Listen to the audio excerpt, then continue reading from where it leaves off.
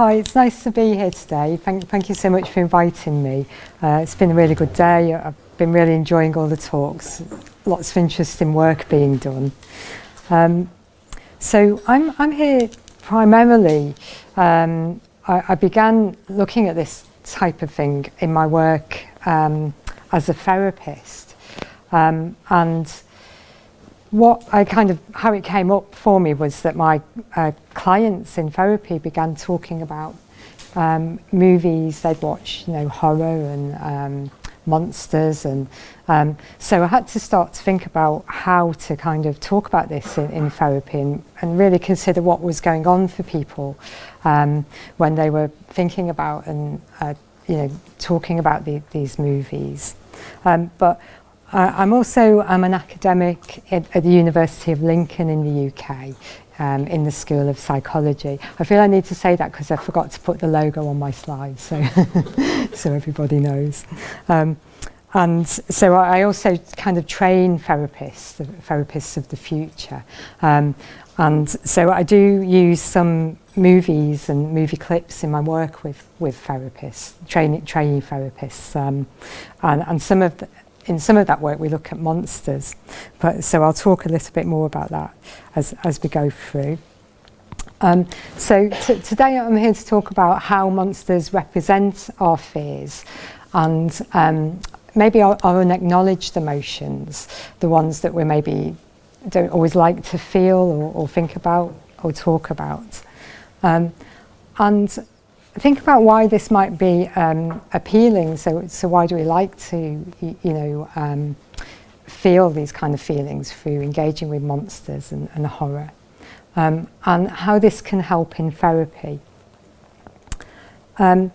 So I first started to really think about this in my work with trauma survivors who were watching horror movies and talking about them in therapy, and so I kind of thought, well, how do I talk about this? It hadn't really come up before, and just going back a bit, I did before I was a therapist in my undergraduate studies. I did do film and media studies as part of that, and I had looked at I did a module in horror films, so I had some kind of idea about what these sort of movies might mean and what sort of analysis had been done about them. So I needed to then come and apply that to my work as a therapist, so I looked at the literature and I couldn't really find a lot written about how to talk about this stuff in therapy, except maybe you should encourage people to watch comedies or something instead. So I talked to my clinical supervisor, Judith, and so we thought about how can we apply some techniques from, say, working with similar imagery from things like dreams and hallucinations, or metaphors that people use in therapy. So we ended up writing a little booklet about it for practitioners about how to work with this. How might we, why would people engage with this stuff if they have post-traumatic stress, and how would you talk about it? And from there I went on to look in a bit more depth at monsters and post-traumatic stress, and did a paper on that, which was a bit more theoretical. And I recently looked at Wednesday, the Netflix series, and what's happening there, thinking about that there was a lot of representation of what Carl Jung might see as the shadow side of the self. So there's a lot of monsters, and there's a lot going on in the town where Wednesday kind of lives. If any of you have seen it, that they've sort of got this colonialist witch hunting past that they're trying to gloss over for tourists. And all the grown-ups seem to have a lot of secrets.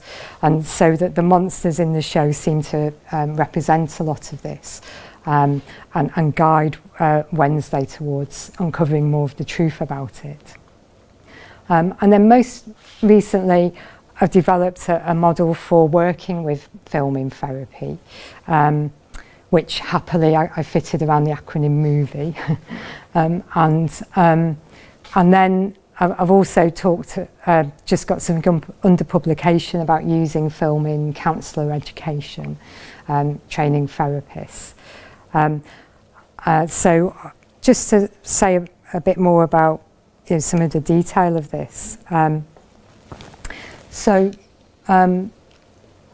Well, first of all, just to kind of think about the terms that we're using.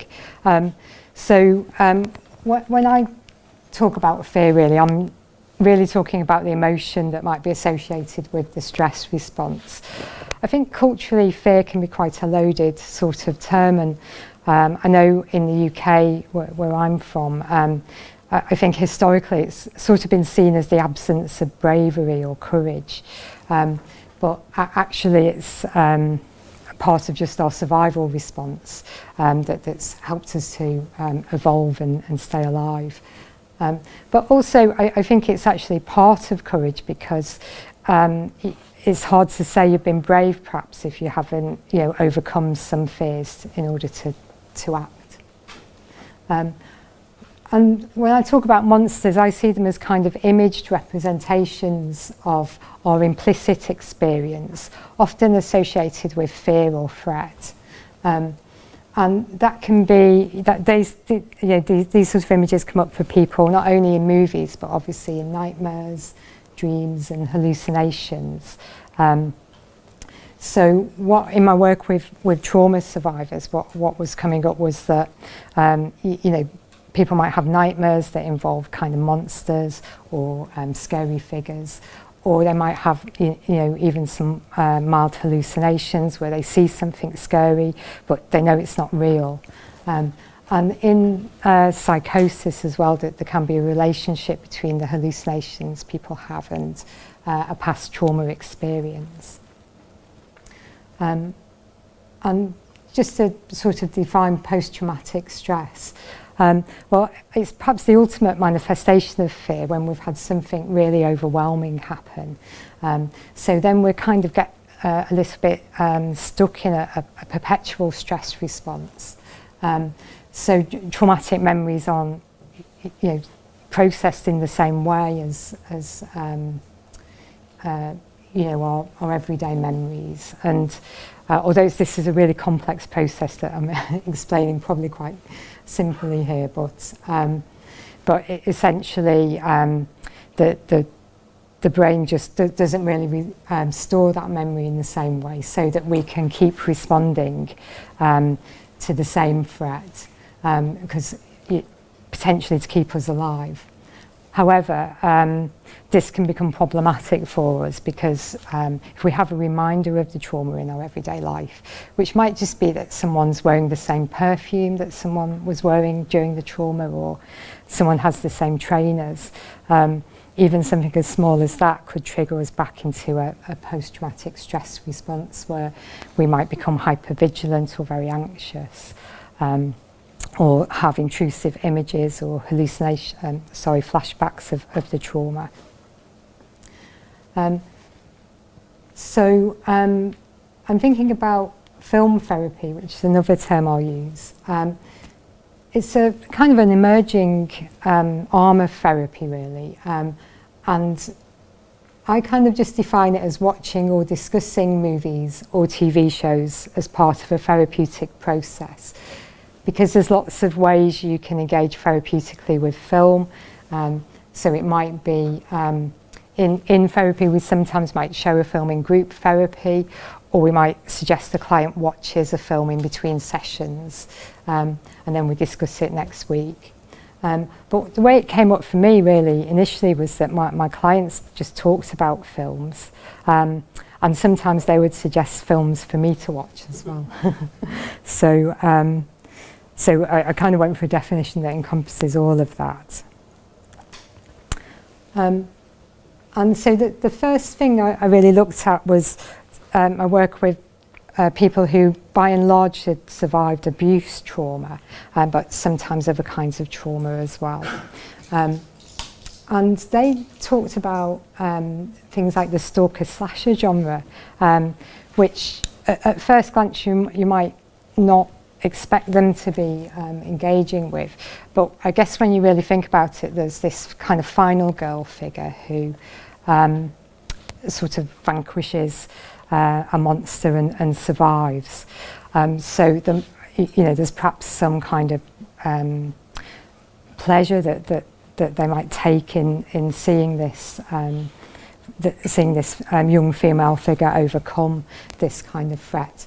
And in that genre, of course, the threat keeps popping up in an everyday domestic setting, and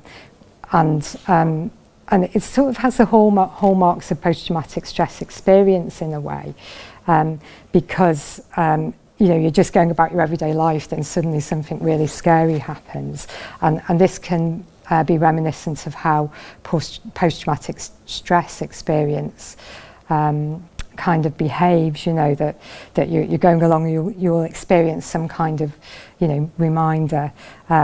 It might even just be an intrusive thought or something in the setting, and then you're kind of back into the trauma feelings or the trauma experience.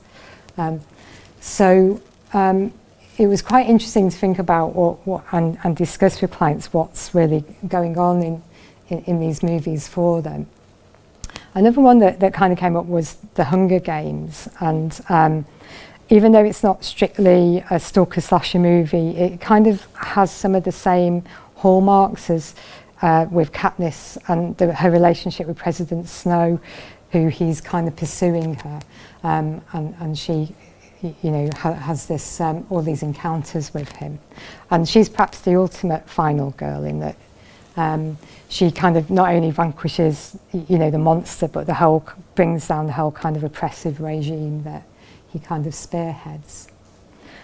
And then there was some interesting examples of, for instance, clients who were in cultural groups who might have links to historical trauma, such as things like maybe the Holocaust, who seem to find it easier to watch movies like Saw and kind of more gory horror movies than movies like Schindler's List, which were more realistic depictions of the kind of cultural trauma. So it's this idea that films can help us to work through our feelings because we've got this kind of once removed element, that even though they're quite a visceral experience and we're engaging with them, emotionally, that we know that they're not real, we know that they're not our real lives, so they maybe give us a bit of distance that makes it a bit safer for us. So I had to think about how to kind of work with this with my clients, how to talk about these kind of movies that, again, there wasn't much, I couldn't find much about it. And because it's also that some of my clients already had post-traumatic stress, I had to really think, how can I talk about it? How can we do it safely? So I came up with an initial kind of bit of a model, and you'll see as we go through that I do like to do a model. And this is quite, again, it's a little bit of a simplified version of the model that I did, just to create a visual. So I did find there was a model of therapeutic movie watching that Caitlyn had come up with, and so I included that in the first sort of stage, really, which is thinking about what kind of mindset should we establish in order to kind of talk about this stuff. And so he looked at having a kind of mindful presence where you engage emotionally, but you also think critically about what you're engaging with. So we have more of a thoughtful presence while we're watching the movie, and maybe noticing a little bit more about our own responses.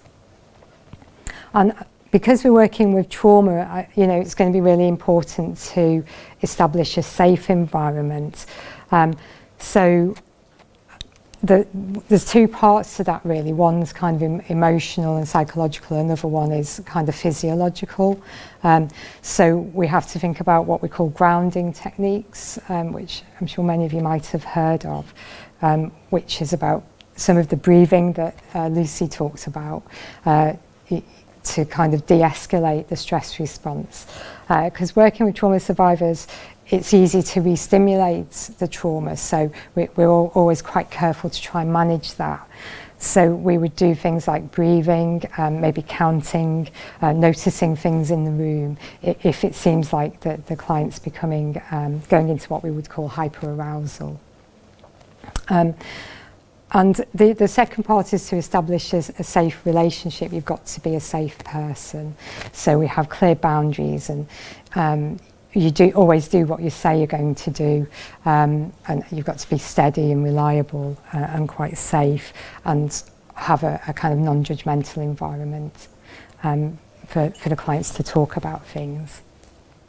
And then once we've kind of done all that, we can really start to talk about, well, what does this movie mean to you? What do these kind of monsters mean to you? Who do you identify with in the movie, and what's happening for you while you're watching? So it's perhaps important to think about, with horror and sci-fi, that often brings us into contact with existential threat to our survival. And so this can help, lead us then into thinking about some of the bigger questions of life, and meaning and purpose, and and also facing the possibility of mortality, which is really quite important in trauma work, because people have kind of gone through that. They've had something that was, perceived or actually was a threat to their life or their safety or well-being, that was big enough to kind of cause a trauma response.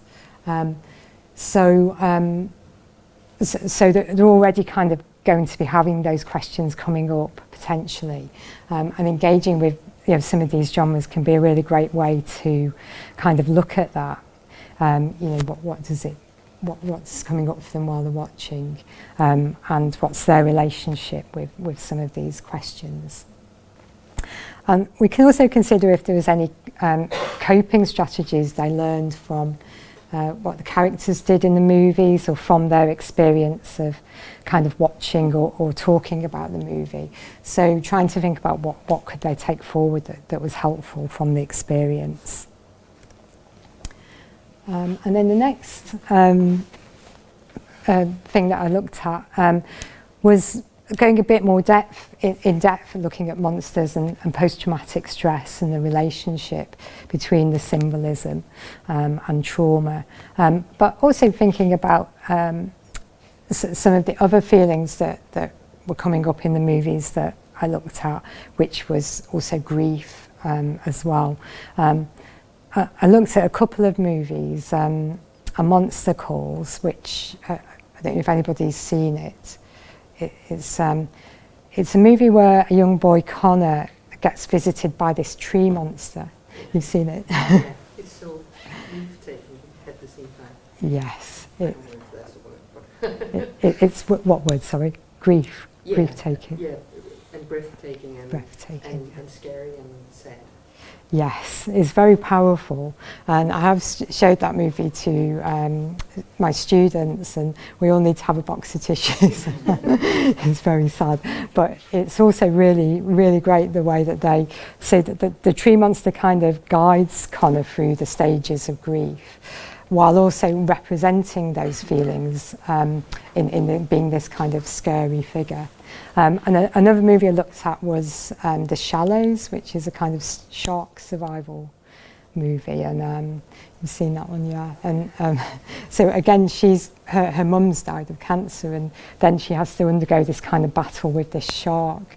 That again, if you watch the movie, you can identify that she goes through the stages of grief and faces all of her fears around, maybe her own mortality and the loss of her mother.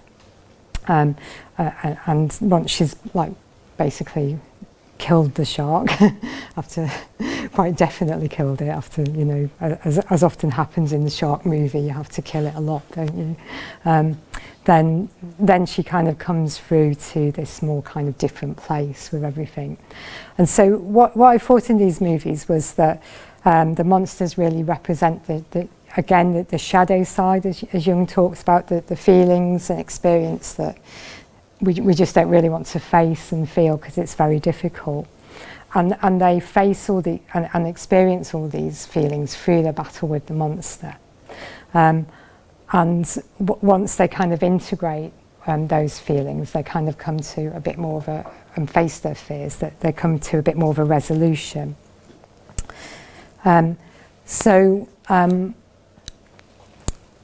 Of course, the next thing that I did was do a model, and in this model, I'm looking at how, just how that experience is processed, and this was also informed by psychologist Carl Rogers' work around experiential processing, and sort of similar to Jung, he kind of felt that we don't really allow into our awareness feelings and ideas about ourselves and the world that don't really fit with what we consider to be socially acceptable, because we internalise what he called conditions of worth that we have to live up to in order to fit into society or be loved by our parents or in other relationships. So and when we experience things like post-traumatic stress, that our experience is very at odds with our ideas about self and world, really, because we kind of all go around in a little bit of denial, kind of feeling like we're safe and the world's quite stable, even though we know on some level that all these terrible things can happen. Until it happens to us, we don't really it doesn't really register with us, and so then there's a bit of a process of processing these feelings, accepting that this has happened. Also thinking about how we process trauma therapeutically in trauma therapy. The idea is that we give it a coherent narrative or a story, because trauma memories are very fragmented, and in order to kind of bring all that together, we have to make sense of it emotionally, culturally, existentially, and psychologically. And trauma is quite physical as well. We have to kind of learn how to sort of manage our physical responses to the trauma experience that we're having. So with monster imagery, what I looked at is that if we have an initial symbolic emergence of fear or trauma experience in the figure of the monster, and then we kind of connect with the experience and kind of allow it into our awareness. In trauma therapy, we do that in kind of a safe way, so that we have just enough dose, if you like, to process, but we manage it so that it doesn't become overwhelming.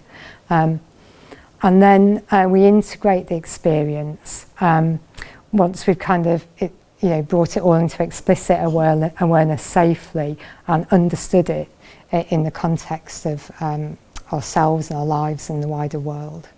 So we're kind of trying to make sense of the senseless, really, because random and difficult things happen in life that don't seem to make sense. We might have a narrative that if we work hard and we do well, good things will come to us, but we're all kind of potentially prone to having traumatic experiences that are beyond our control.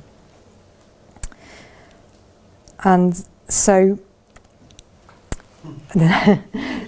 I've also looked at kind of some friendly monsters as well, and so in my work as a teacher with my students, well, I've looked at monster calls to help them to understand the grief process from more of a experiential perspective. So instead of having like the stages of grief on a slide, although we might have that as well, if we watch a movie like, say, A Monster Calls, it really brings us into contact with those grief feelings and how they might manifest for people.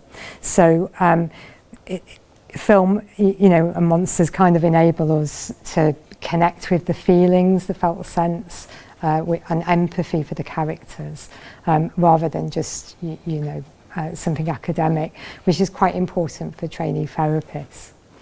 I've also looked at Lilo and Stitch with students, because Lilo and Stitch are orphans, so and they adopt. Lilo and her sister are orphans, and they adopt Stitch thinking that he's a puppy, but he turns out to be an alien. But he's kind of a friendly monster. And in the movie, what we can see is that he brings a lot of chaos and conflict, and he's very destructive. So that can sort of represent the grief feelings and the difficult feelings around losing your parents. And through all this conflict, Lilo and her sister kind of reconnect a bit as well, because her sisters had to take on the role of the parents, and they've kind of had this, what we would call a living loss of their relationship as sisters.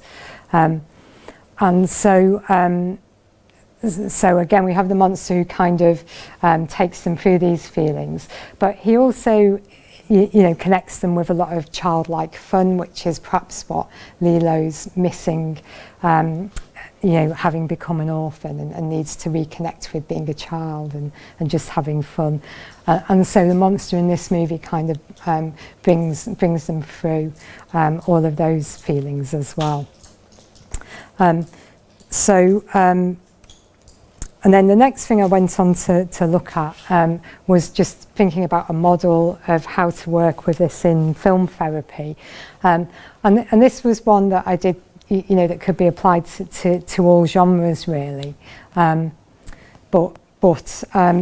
you might notice that it came, it has some hallmarks of the model that I did for working with horror. So in this one, we kind of mindfully engage and ground in the present moment. I have actually made this into a mindfulness meditation as well, which I did at a mindfulness conference last year. And so I've done this as an activity where you can kind of reflect on a movie, working through these steps.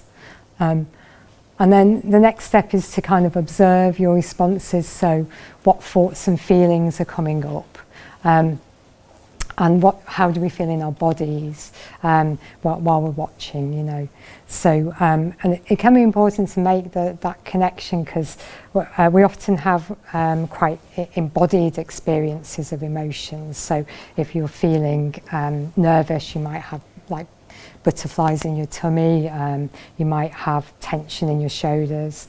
So it's important for us to notice how we're feeling emotions in our body in order to connect with them, and then if we want to go on to resolve them in any way. And then the next step is to kind of voice what was observed. So it's quite good to attach a narrative, talk about what you're experiencing. And that can be done in different ways. So in therapy, we often use things like creative techniques to voice emotions. So can you draw it? Can you give it a shape or a colour? And that kind of thing. And then we'll identify how the imagery, characters and narrative symbolise personal experience. And as part of this, it's good to be kind of culture informed and think about, are there any stereotypes coming up, or any, what sort of representations of different groups are available to us in the movie? How does that match our real experience? And how can we, what do we think about them really? How, do they, what do they mean to us? So that we don't just absorb stereotypes. And then the last stage, we'd explore possibilities and strategies for growth. So in narrative therapy, we kind of think about stories and narratives, so that there's this idea that we internalise stories about ourselves from the wider world and from our personal lives. So we might have a narrative that about our cultural or social group, or we might have a personal narrative, you know, that maybe, someone's might think that they're clumsy or they're not good at maths or something like that.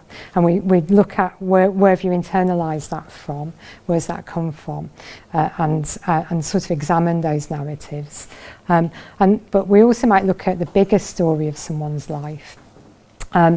And so when we're engaging with movies, we can think about the journey that the protagonists are going on. What does it mean to us? How does it reflect our own story? Maybe who would we be in the movie? And how do the characters represent people in our own lives, or maybe feelings in our own lives? And if there's a battle with a monster or a facing up to fears, you know, what kind of fears does that represent to us, and how did going through that process of watching the fear or the monster be vanquished or befriended in the case of some movies, how did that feel for us, and what did that represent for us? But going forward, we might think, would we change the story? Would there be a sequel? What would we want to happen next? And what can we take forward in our own journey and our own story in order to move forward in the way that we would like to? So obviously being a therapist, I'm going to ask you to reflect on something.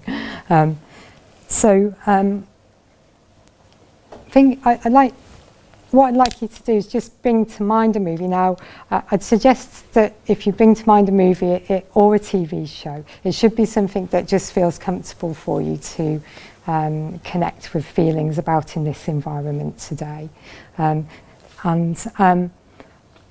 So I'll give you a minute just to think of something. If you'd like to just think of a movie, it could be your favourite movie or TV show, and just thinking, once you've got something in mind, thinking about how the movie made you feel.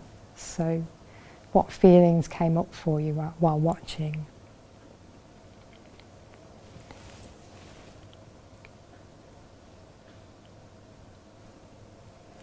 And then thinking about how does the movie relate to your own life.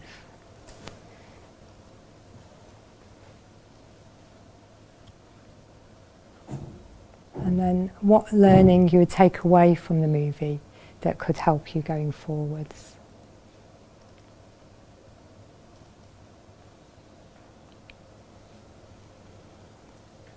Also, being a therapist, I'm leaving silence.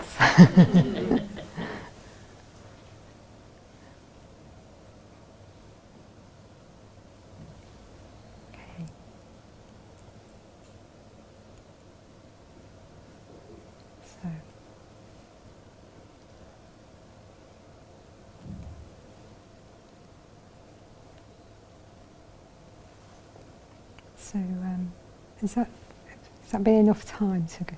Okay.